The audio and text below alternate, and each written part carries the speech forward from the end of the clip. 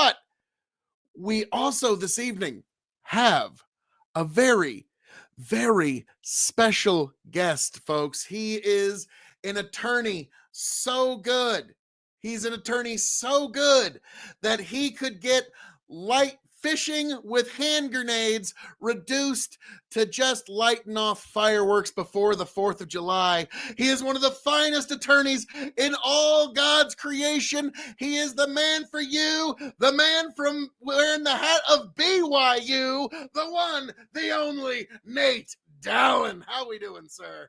Phil, as is always the case, your intros should just be the show. I mean, I think we can shut her down now. It's all downhill after that introduction. I'm doing well, Phil. It's been far too long. I think the last time we talked, your hair was a slight different color, and I had a little more than I do now. I think that the years and the tread is starting to wear on both of us, Phil, which is all right. That's how life's supposed to be.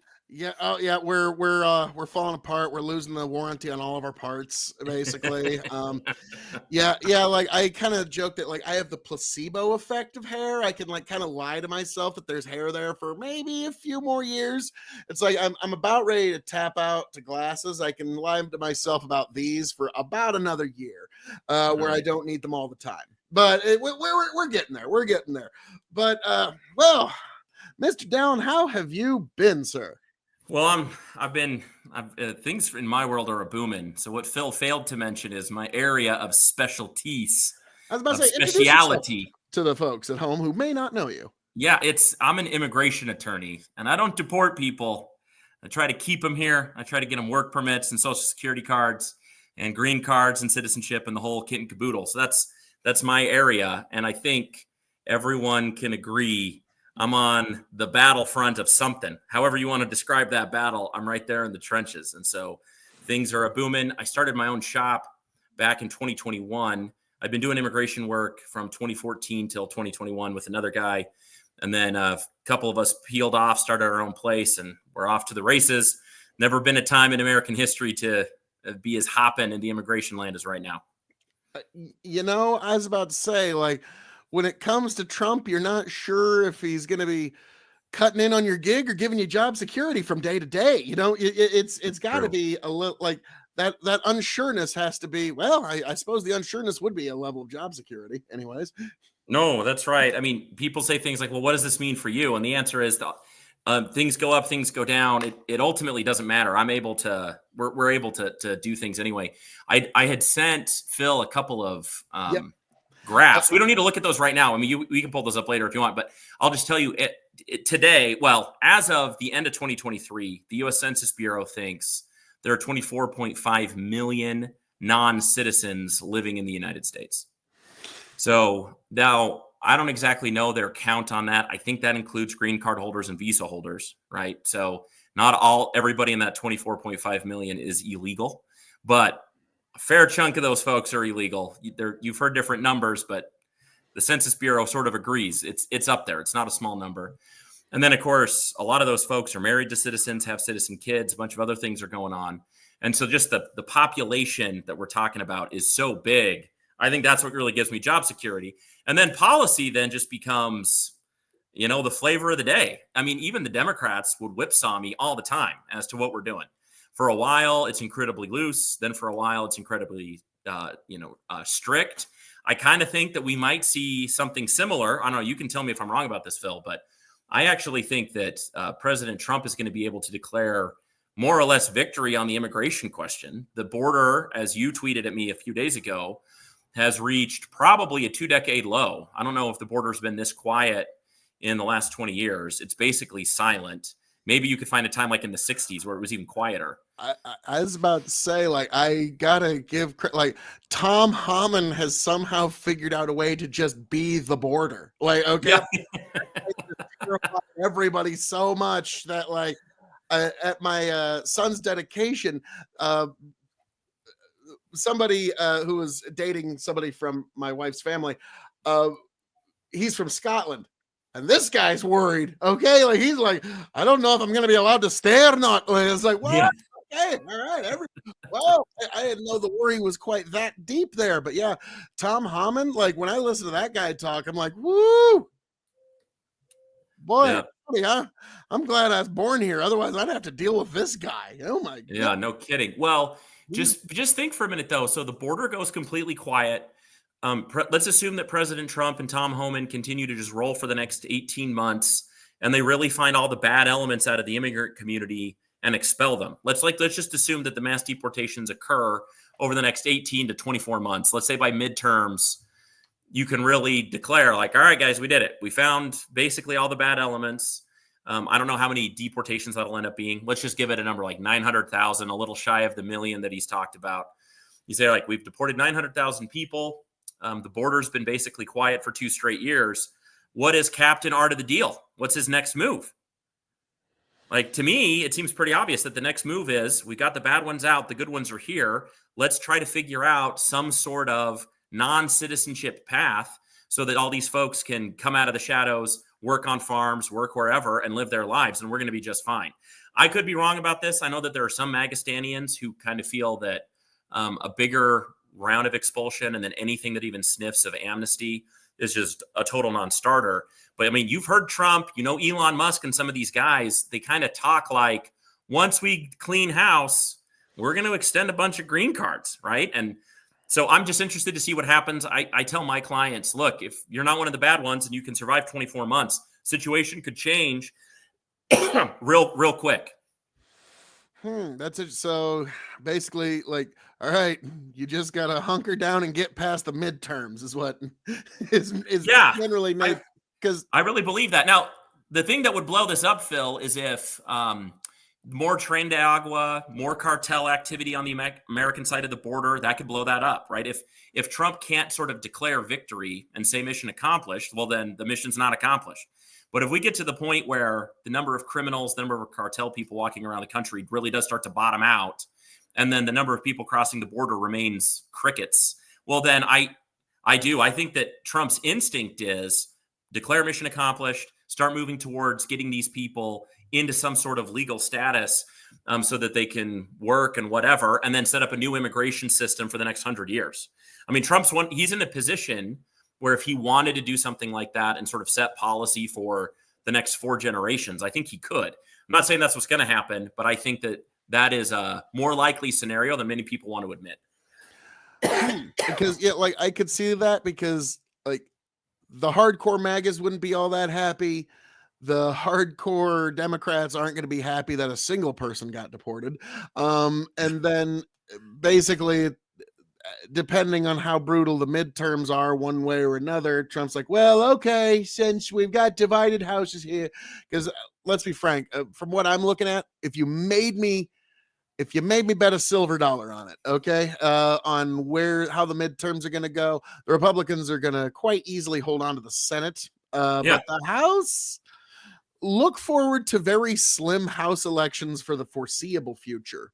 I agree with this. It's just going to be so if the Democrats take the House, they're going to definitely be wanting some sort of like that. You got to give them something to go back to their people. And actually, Phil, you could take this even farther and say inside of the Trump coalition, if that's even the best term for it, because I actually think this coalition will outlive Trump. I don't think it's actually unique to Trump in the person. Yeah. I'm curious what your thoughts are on this. To me, I think there's actually a lot of connective tissue, even though the two people don't really like each other all that much, between the Ron Paul love revolution and Donald Trump's election in 2016. Okay, I think there's a lot more crossover there. And you could say it even more strongly, Phil. You could say something to the effect of what are the principles of this current movement? We could say it's patriotism, right? It's America first. I think that has to be one of the pillars. Maybe it's not number 1 on the list, but it's not number 1. It's number 2. Number 2 would probably be a cultural movement, right? The cultural movement piece to this is harder to describe in just sort of a few words. In some ways, it's easier to describe as what it's not, right? And so it's not elite. Some people like to call it populist. I don't even know if that's the right term, Phil. Like, I don't know. If you crack open your daughter's American history book and it talks about populism, I don't know if this moment qualifies. But instead, it might be a cultural movement that is against our current version of the elites. We don't like elites who forget what gender is. We don't like elites who are anti-patriotic in the way that we teach at school. We don't like elites who are anti-God. We want to feel more comfortable in our faith, right? Like, I don't know how to describe that, but I that, would to me, that's say not just populism. it's a rejection of the modern secular order. Yeah, Okay. right. So again, maybe defining it in what it's not is the better way. Because if I just said it's sort of a wave of traditionalism, well, I think that's somewhat true. I haven't seen the Catholic conservatives and Catholic evangelicals be on the same side, hooked arm in arm to such a degree, but it's because of what you just described, right? I mean, the papists are hooking up arms with the evangelicals because really the moment is calling for a rejection of well, not just a secular state, not just the secular culture, but almost an atheistic secular culture, right? Oh yes. Well, it's the idea that all the religions are allowed to exist in this marketplace, if you will, where Yeah. your ideas can be indulged, but no more than your own personal ideas, and they can't ever affect the secular society, which does hold complete sway, which has been the case for our Western order ever since the end of World War II.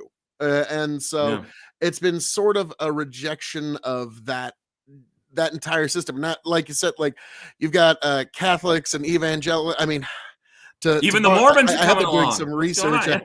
Yeah. To borrow a term, creedal Christians are all locking arm and locking arm together. Yes, I have been doing my research. Yeah, But that's good. but yeah, they're it's when you got those two groups together, you have a voting block. You can win elections with just that group.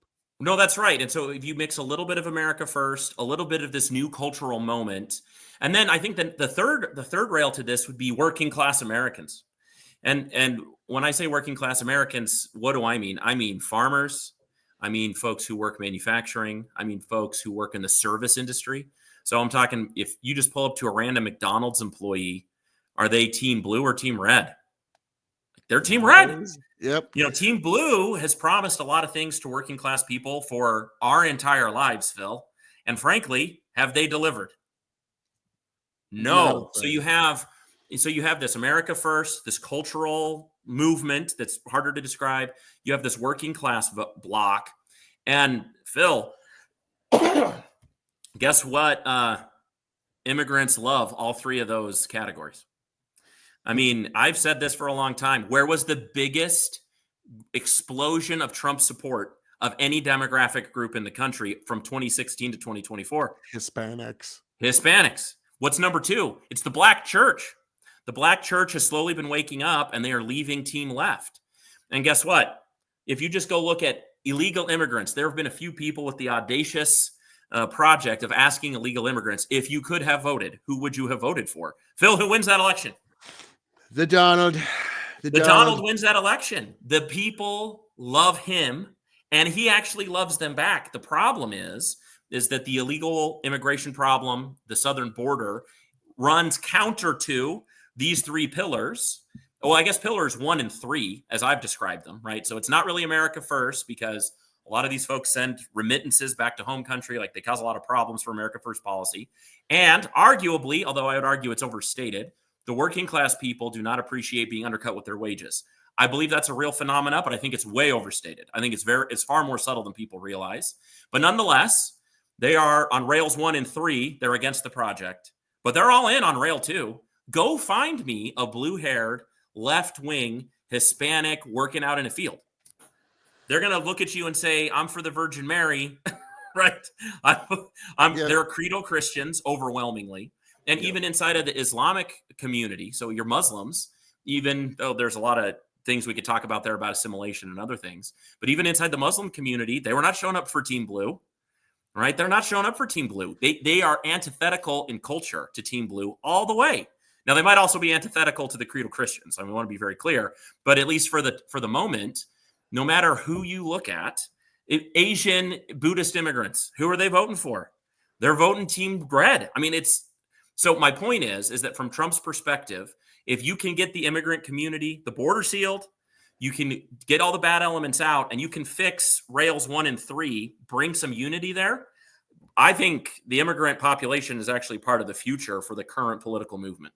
That's one of my radical takes. Well, it will, in my opinion, that analysis will bear out, because I can't remember who dropped the stats, but they were going over some of the swings of Hillary Clinton in 2016 for Hispanic males to Donald Trump in 2024, and it was like literally like 40 points Yeah. pro Hillary to 15 points pro Trump, or even Yeah. higher than that. And I'm like, that kind of swing is devastating for a political party. Like, the Democrats are just Yeah. basically trying to figure out like what do they even do for the next 4 years. Because All right. So to sort of swing this thing back around, let's talk about immigration again for a minute. So, yes. oh yeah. Okay. So Phil, there's actually a slightly different, weird, goofy looking graph that's called labor tightness. Do you mind pulling that one up? Okie dokie. Yeah, here we go. There we go. Labor market Labor tightness market index. tightness index. So this is an index from 2001 to the year of our Lord 2024.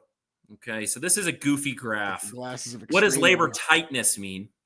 Well, what this means is what's the unemployment rate plus the number of job postings versus the number of people drawing unemployment checks, right? So you take all that kind of data, you stick it together, and you try to put it onto a stabilizing index. So this doesn't give you raw numbers. This is just telling you directionally which way is the data going. So you're going to see a couple of things that are, in my opinion, very interesting, Phil. And then we're going to jump over to the southwest border apprehensions. So here's my thesis. So you challenged me on this topic, and you said open borders is a choice. That's a policy decision. Yes. And we have made the decision as a nation through the ballot to close the border. My response to that is human ingenuity trumps federal power every time. If people want to cross the border, they're going to cross the border. That's my thesis. Now, why is it then that we had this explosion during the Biden era? Because by golly, we had an explosion during the Biden era. Is that truly just happenstance? Is that my argument? Well, not exactly. Not exactly, but pretty close. It is actually pretty close. So if we look at labor tightness, this is what this means. Does the labor market demand more workers or doesn't it? So we can take a look. What are the hard years if you just want a job? Oh, look, there's a little financial crisis between 2007 and 2008. Things start to get bad. Things bottom out. What is that? Beginning of 2010? Yep. So unemployment numbers and the labor market was loose. We call this loose. This was the worst time to be entering the workforce in American history. Well, you might be able to pick 1933, which was the worst year for employment during the Great Depression, and put it up against 2009. So if you entered the workforce in 2009, it was brutal. It was so hard to find a job. It was even harder to find a good living wage. The people inside of politics at the time were saying things like, we need a $15 minimum wage. We need all this stuff. $7.25 is just not enough. It's not enough. It's not enough. Well, Phil, slowly but surely, the labor market tightens and tightens and tightens until at the end of 2014, it starts to flip. Now, we could ask why. That's a fine question. If you want to talk about that, we could talk about my opinions on that. But nonetheless, I think that the labor market does, in fact, flip. And we go from there are too many jobs and a job surplus to the exact opposite. I think that finally, working class people start to get some power back. And now we need more workers, more workers, more workers. President Trump starts to pick up on the power of the working class people, but it's already been building for them. So working class people become Team Trump. Trump enters the office, and then he sets the record, Phil, in 2019 for the lowest unemployment that we had ever seen. In Omaha, we got down to 2% unemployment in 2019. Many believe that 2019 might have been the greatest economic year in American history. Wages were up. Everyone was employed. The rich were getting richer, and the poor were having the best wage growth they'd ever had, right? At least, not maybe ever, but at least in the last 60 years, in the post-World War II era. 2019 was, mwah. What did Trump constantly tell us? This is the best year for Black employment ever. And he was right. More Black men and women were employed with good, decent jobs in 2019 than probably at any other time in human history. And then what happens? COVID, the biggest self-goal in American history. We shut down the economy. Phil, what happens when you shut down the economy? A cliff occurs. So we create a totally unnecessary cliff. And the way that we tried to deal with it was by deficit spending and just giving everybody checks when they sat at home. Right? Well, once we lift all of these shutdowns, what immediately happens? We go back to trend. But now we go back to trend with a lot of money in our pockets and we create inflation. So suddenly wage growth goes crazy. And then Omaha sets a new record in 2022. We get down to 1.89% unemployment. It's the lowest unemployment measure in the history of our region. So the Minneapolis Fed is in charge of us. And they said, we've never seen a major metropolitan area have such low unemployment. If you were unemployed in Omaha in 2022, it's because you wanted to be, right? There were job signs everywhere. And Phil, if the market demands workers, what does the market get? Workers. It get workers. And so if you go to the next slide or the next little graph that I sent you, we'll see the southwest border apprehensions. So this is a good measure, not a perfect measure, of how many immigrants are entering the country. This is the one. So what do we see? This chart starts in 2016. So as soon as we start to have this vacuum of needing more workers, the immigrants start pouring across the border. Trump makes this the cornerstone and central piece of his campaign in 2016, and for good reason. But Phil, what happened to immigrants crossing the border from 2016? You see a dip. Trump year one, he does create a dip. He should get credit for that. And he did do that. He made that happen. He gets all the credit in the world for that little dip. Could he hold on to it? No, he could not. Why did he do family separation and remain in Mexico? It's because the trend starts to reverse on him mid-2017.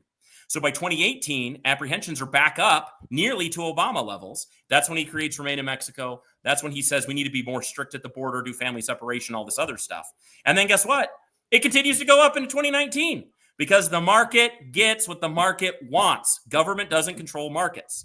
So more people come, more people come. We shut down the economy, Phil, and then what happens? No more immigrants. The COVID pandemic and the shutdowns told every Mexican we're closed for business. No one showed up because no one had a job. They couldn't get jobs. As soon as Biden comes into office, there's a lot of hot money because of the deficit spending. Market gets tight again, and it explodes until January 2024. Did Biden do anything different after January 2024 when all of the border apprehensions started to slow down? No, he'd ruined the economy, Phil. Biden is officially done wrecking the economy, and the first people to realize are migrant workers. And they say, oh, crap, the jobs are drying up. I'm not going to show up anymore. So when Trump rolls into office, he rolls into the weakest economy we've had in 20 years, and the border goes silent because the market is no longer demanding immigrants cross the border. If Trump fixes the economy, they'll start to come back. So that is my hot take for the day, Phil. Tell me I'm wrong. Oh, you're wrong. Everything but the is, the ands, and the thes. Every word of it, my sir. No, I will say you do make a compelling case. I will say that. But when I say that our levels of illegal immigration are a chosen government policy, what I mean is what levels of friction are we putting up between somebody coming in and not? Now, a good example, I'm going to give this one as an example, Nate, is I guarantee you know more people who own a firearm than own a suppressor. Okay. Yes. Because with a suppressor, there's so much friction that most people, even like a gun guy like me, it's like, I'm not even going to bother because it's so much friction to even get it. Now, when under the Biden administration, when all you have to say is a certain set of words to the correct border agents, and we'll figure out in the next 15 to 20 years whether we're going to do anything about this or not. That's not a lot of friction. When Trump comes into office, more friction is introduced. Now, in 2020 here, that was a lot of friction that we introduced, Nate. We said, no, ain't nobody coming in. We don't care about nothing. We're closed for business. The border's closed. That's about as much friction as I can think of. And so you do make a compelling case about with Trump, he did actually have an increase despite the strictness of his policy. But then he cracked down on his policy, and you do see a downtrend.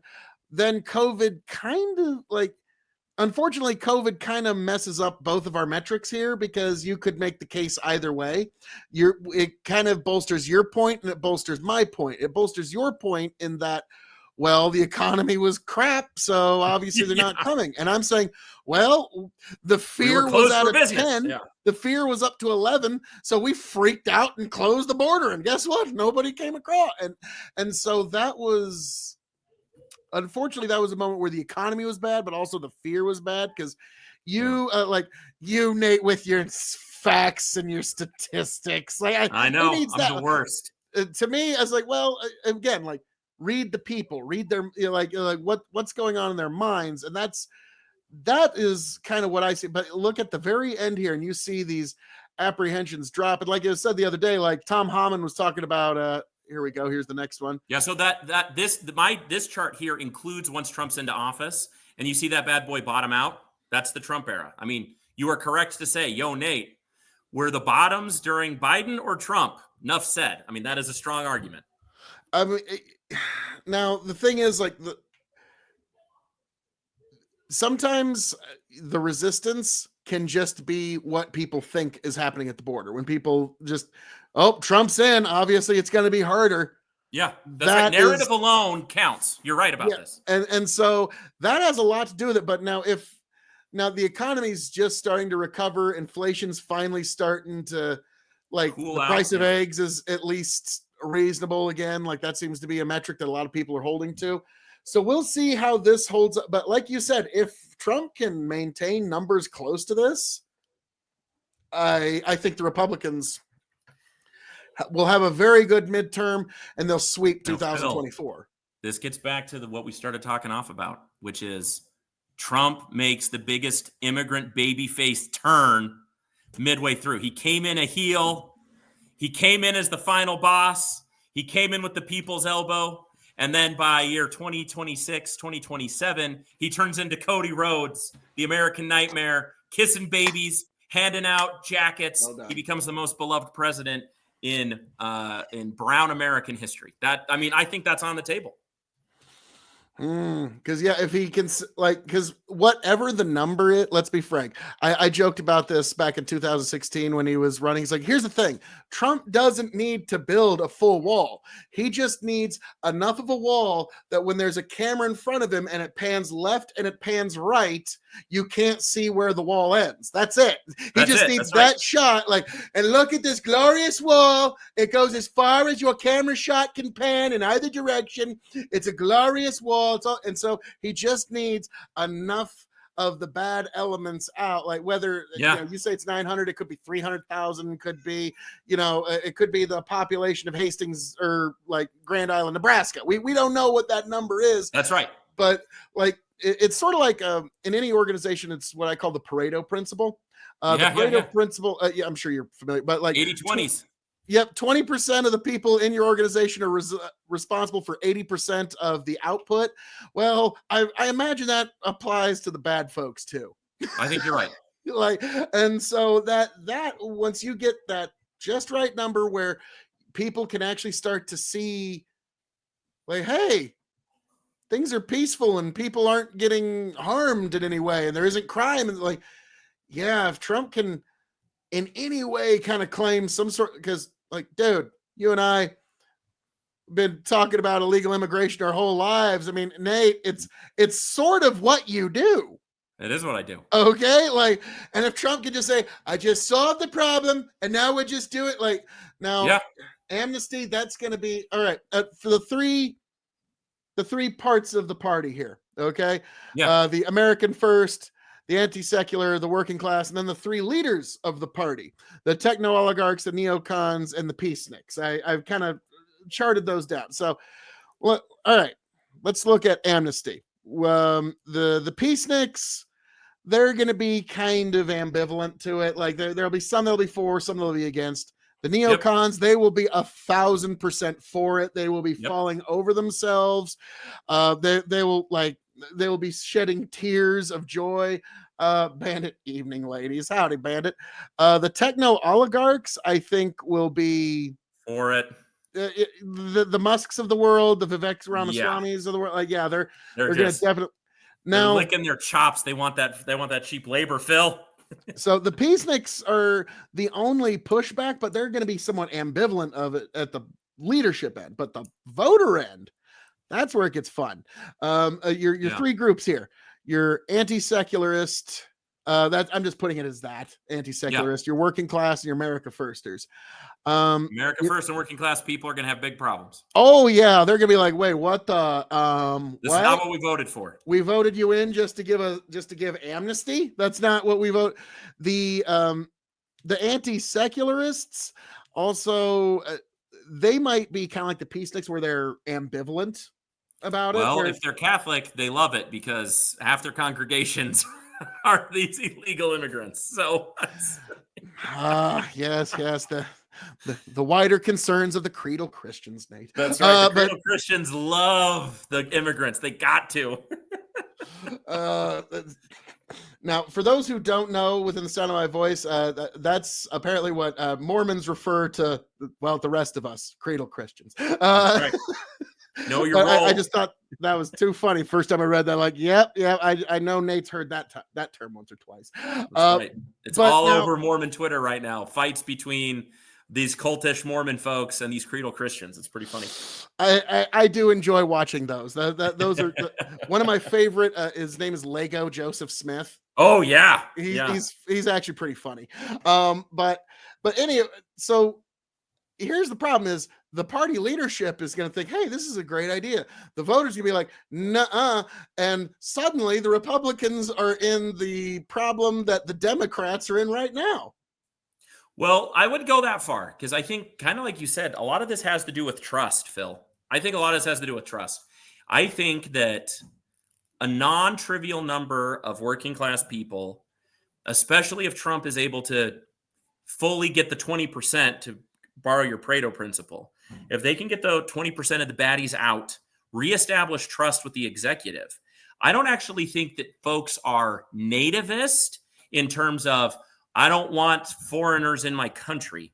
I think they want to know that their government isn't so incompetent that people are coming across haphazardly, stealing jobs, causing problems, right? If the trust is restored, if Trump truly declares mission accomplished and restores trust with the electorate and the American people, then he can do the babyface turn and he's fine. To your point, though, Phil, what happens if a heel turns babyface and the audience isn't ready? Let's go ask Roman Reigns how that bad boy turned out. Right? Yeah, even ask The Rock. He wanted to come in as a babyface last year to WrestleMania, and the people said, that's not it, Jack. And so you're exactly right to say, in order for the babyface turn to happen, Trump has to win back the trust, and the electorate has to really, really trust the administration if that's going to happen. And I can tell you today, that trust does not exist. He's not there yet. But if he's hyper successful, I think he could.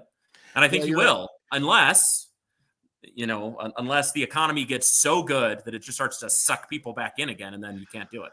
Now, the big problem here is the biggest hump that you got to get over here is the America First crowd, because I can tell you exactly how they talk. All right. And like, this is exactly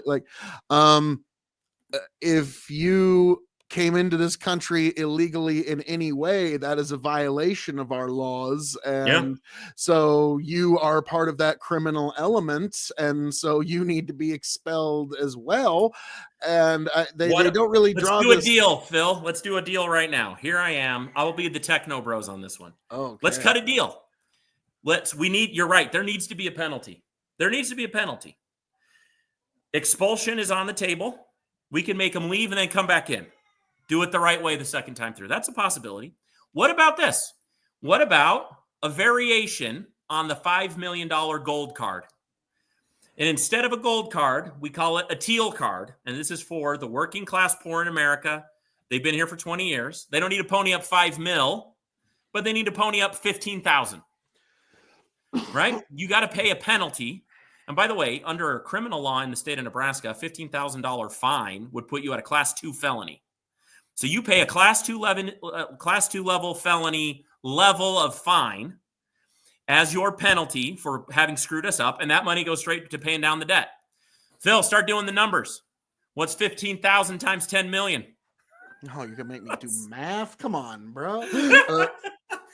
All right.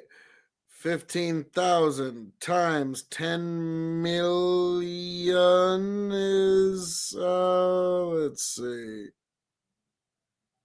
$150 billion. All right. So you can take your 150 billion and you can dump it straight into the national debt. You could point it at America First policies, make them pay for it.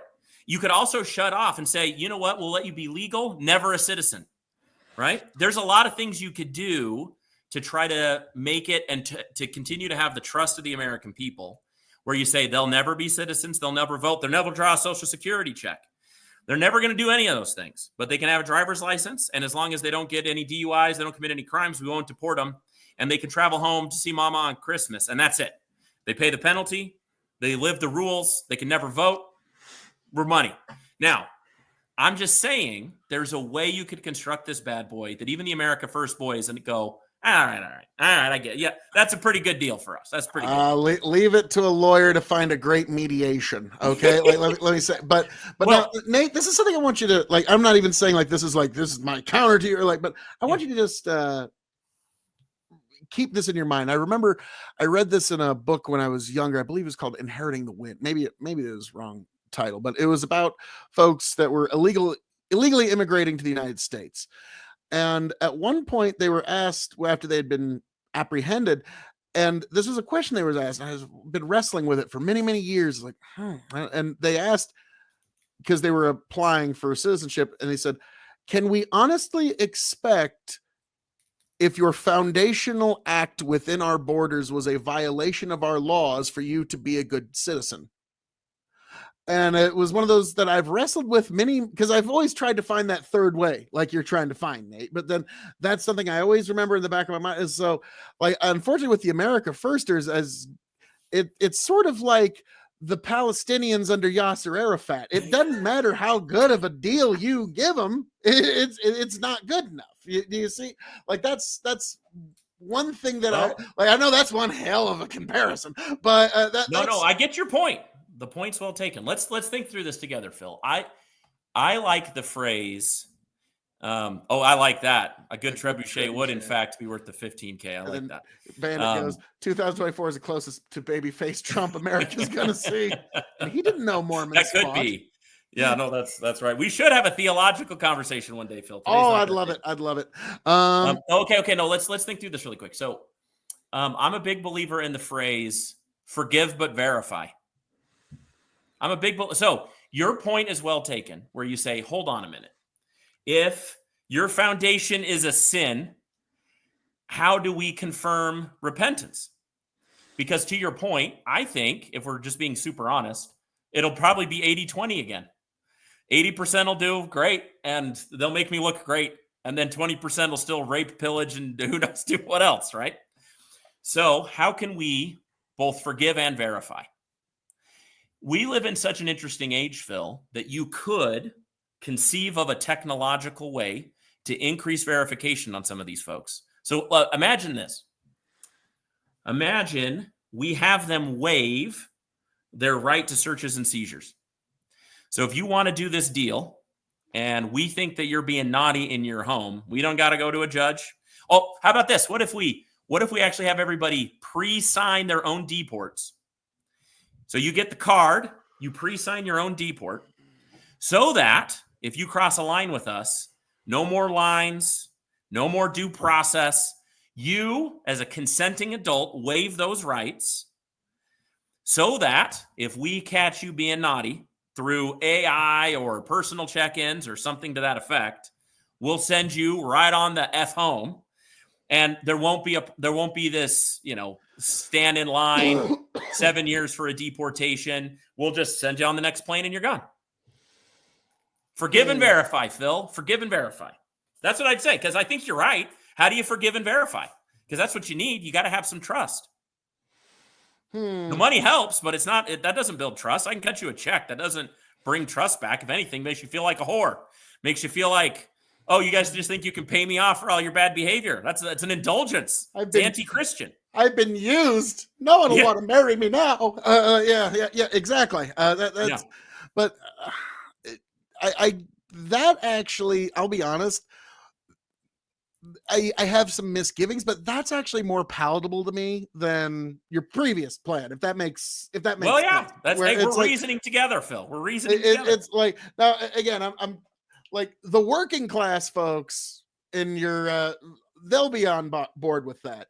Your anti-seculars, like I said, they're ambivalent, so you'll probably win them over. The America Firsters, that's one of those you just keep chipping away at it, even That's it, baby. I'm like just looking for a win.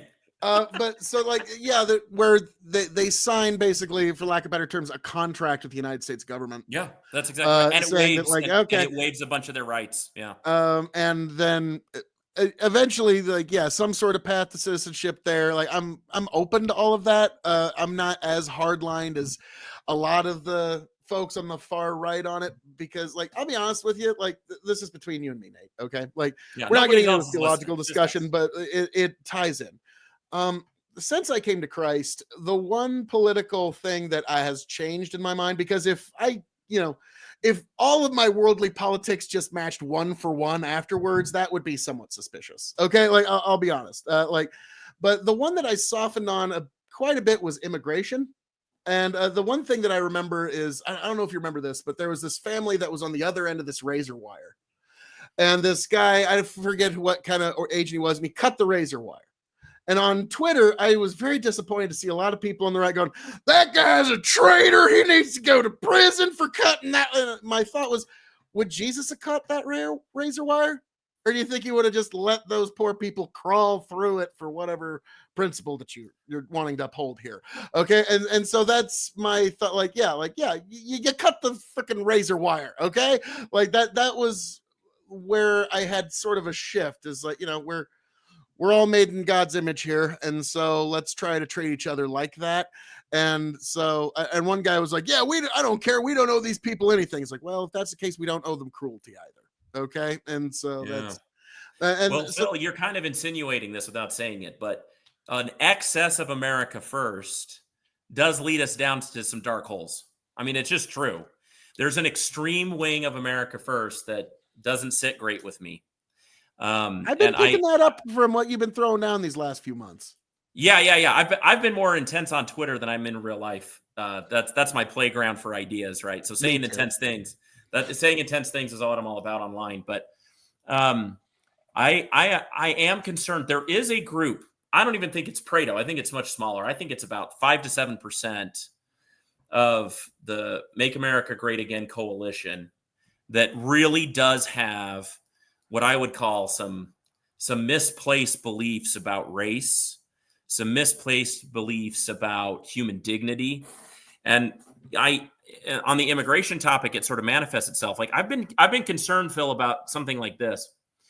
If a green card holder supports Hamas verbally, I'm not talking about materially, there's no money, they're not raising funds, they're not recruiting people, but they just say, I freaking hope that the Gazans and Hamas wins the war.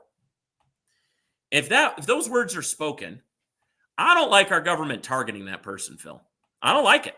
I don't like it. Now, I understand America first.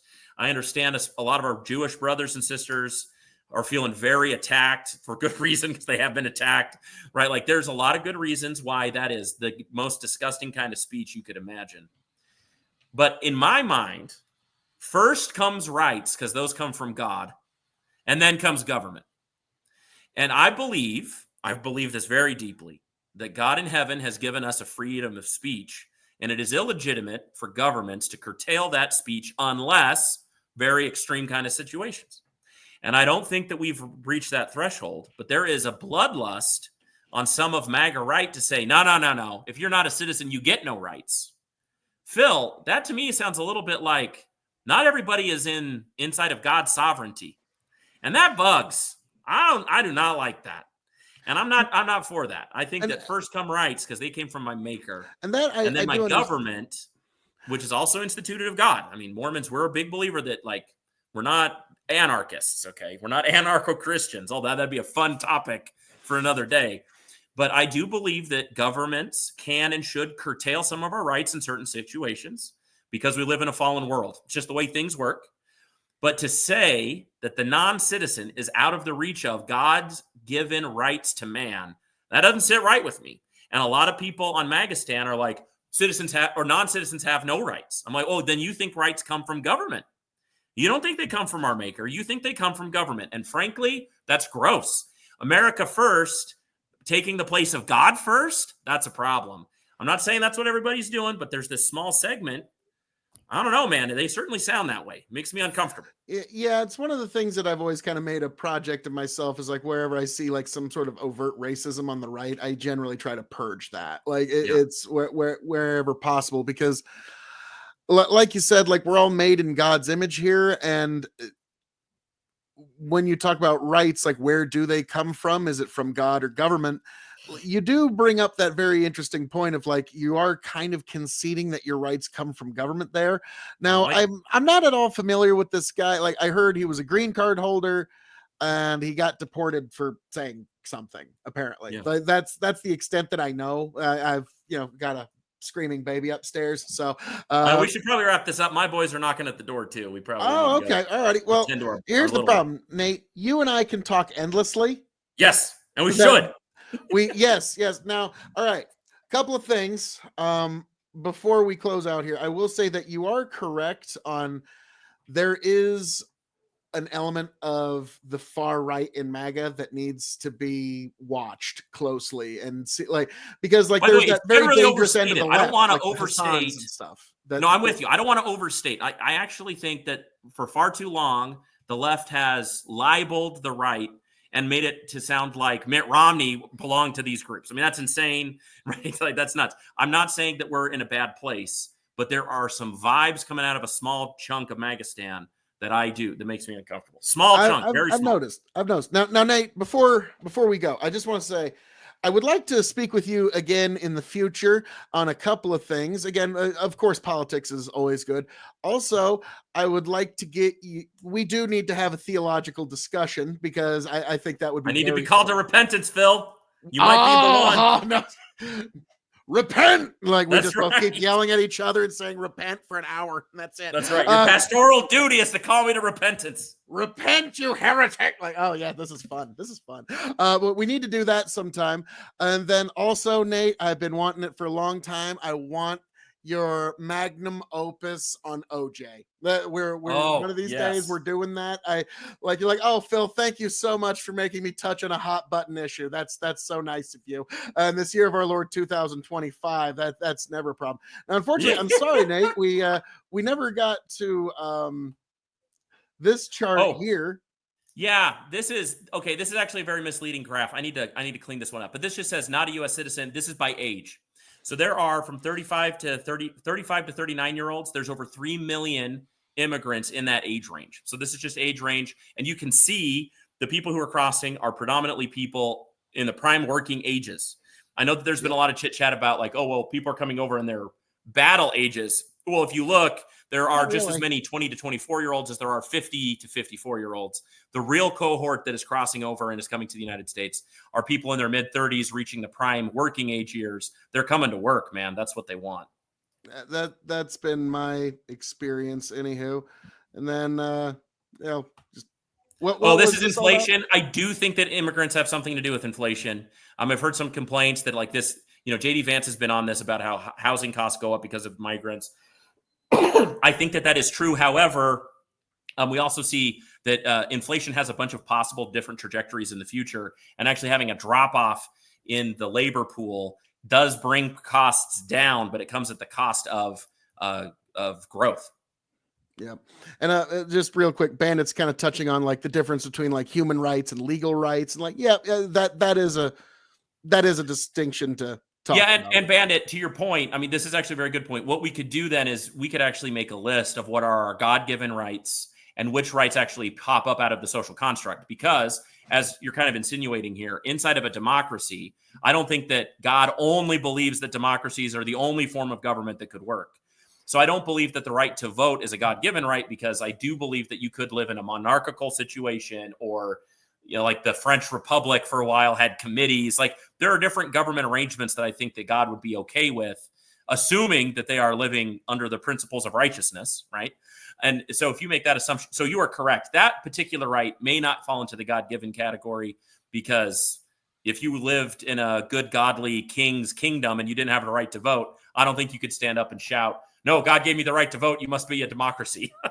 So it's well said, Bandit. I don't think that every right that we have as Americans is God-given. We should qualify it that way. That's a fair point. Yeah.